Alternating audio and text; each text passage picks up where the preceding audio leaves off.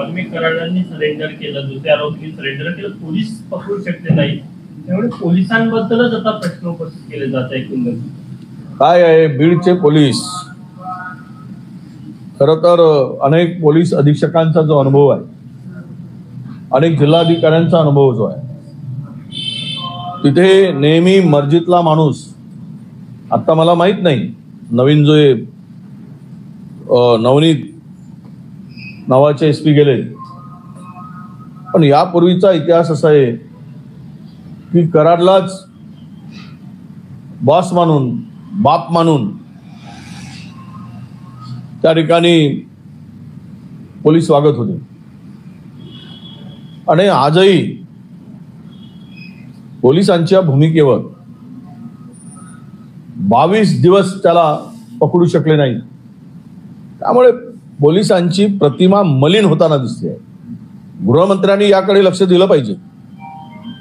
त्यांना कदाचित ही माहिती नसेल या राज्याच्या मुख्यमंत्री म्हणून, गृहमंत्री म्हणून, पण जी जनतेमध्ये चर्चा आहे त्याकडे जर लक्ष दिलं नाही तर पोलीस विभागांचा वाटोळा झाल्याशिवाय राहणार नाही अशी परिस्थिती आहे. एसआयटी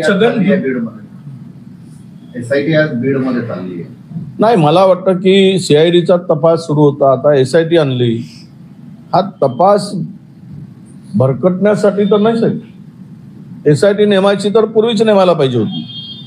आता सीआयडी कडून एसआयटी कडे जाईल किंवा एसआयटी स्वतंत्र चौकशी करेल का, यातून चौकशीचा फारच ठरू नये.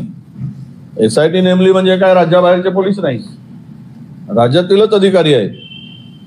किंवा सीआयडी चांगलं काम करताय किंवा सीआयडीने चांगलं काम केलं म्हणून यांना वाईट काम केलं म्हणून नेमलं का, हे चांगलं काम करतील म्हणून. तर हे सगळं काही जे आहे यावर आत्ता भाष्य करण्यापेक्षा आरोपीवर कशा प्रकारे चार्जशीट आणि त्याला कारवाई करतात आणि तो तपास 90 दिवसाच्या आत संपवून ती चार्जशीट या खून करणाऱ्यांच्या विरुद्ध गेली पाहिजेत, कोर्टात गेली पाहिजेत, तर आरोपीला प्रोटेक्शन मिळणार नाही. नाहीतर आरोपी बाहेर येईल, पुन्हा त्याचे उद्योग